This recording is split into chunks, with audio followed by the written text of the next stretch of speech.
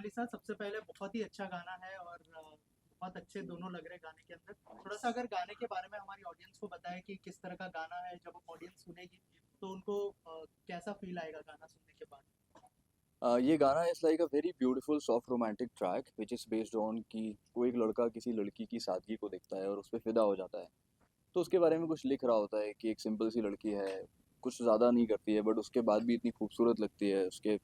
उसकी मासूमियत, उसकी खूबसूरती, उसकी सादगी वाली स्माइल्स में फिर lot of story goes ahead in the video. It's a very interesting thing and like for the first time she has been on the camera. So I think it's very beautiful. आप एक बार देखें and आपको बहुत पसंद आएगा।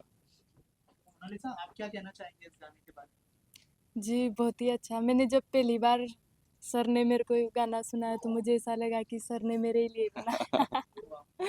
बहुत अच्छा है, बहुत प्यारा है। उत्कर्ष, क्या ऑन सेट भी आपको सर ही बोलती थी मोनालिसा? ऑन सेट भी सही बोलती थी और जब भी ये शूट में इनको लगता था कि हाँ मैं परेशान हो रही हूँ तो मुझे ऐसे करके अपनी आंखों से देखा करती थी।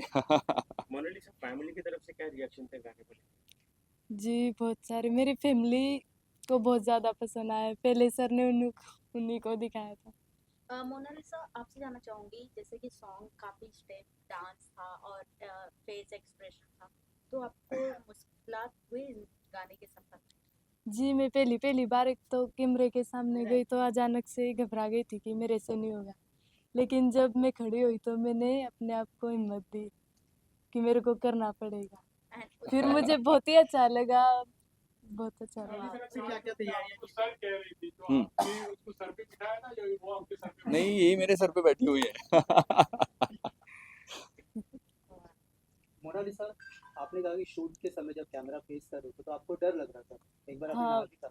लेकिन जब शूट कंप्लीट होने के बाद में पूरा सॉन्ग रेडी हुआ, जब आपने इसको जैसे बड़े स्क्रीन पे देखा, तब आपको क्या लगा? वो डर ठीक था या ये बनने के बाद में क्या रिएक्शन था पूरा गाना? जी, मुझे इतना अच्छा लगा, मुझे ऐसा लगा कि सही में मुझे जब अपने आप पे ऐसा लगा कि मैं कर सकती हूँ, मुझे बहुत अच्छा लगा। कहीं ना कहीं लगा करने के लिए आपने एक लव जॉनर भी क्यों डिसाइड किया, लाइक सॉफ्ट रोमांटिक सॉन्ग? मेरे पास एक्चुअली उस टाइम पे 2 गाने रेडी थे, जो मैंने कंपोज़ करके रखे हुए थे।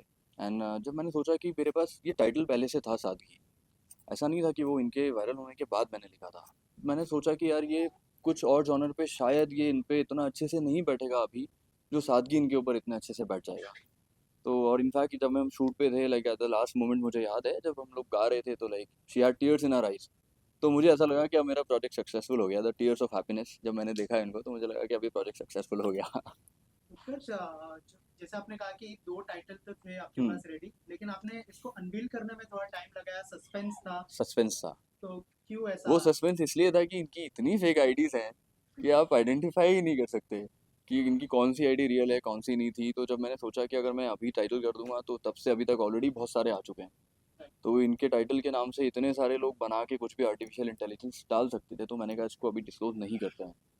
तो ये वायरल बहुत ही ज़्यादा है। Very decent song and we have kept the video also very decent. तो उनकी family is also very pure, innocent and decent people. तो जब उनको लगा कि हाँ यार ये गाना भी डिसेंट है, हमारी लड़की इसमें कंफर्टेबल भी रहेगी, तो शायद उन्होंने कहा कि हाँ यार we can go ahead with this. Utkarsh, obviously she is a viral girl, hmm. But at the same time कितना रिस्क होता है, कितना चैलेंजिंग होता है, बिकॉज़ मुझे ऑडियंस एक्सेप्ट करेगी नहीं करेगी वो भी एक होता है। सो मुझे लगता है इट्स नॉट चैलेंजिंग। हर एक की लाइफ में एक अपॉर्चुनिटी आती है। सी आई एम नॉट सेइंग कि इस अपॉर्चुनिटी का रीज़न मैं हूँ। लाइक इनके ऊपर तो महाकाल की इतनी बड़ी ब्लेसिंग है।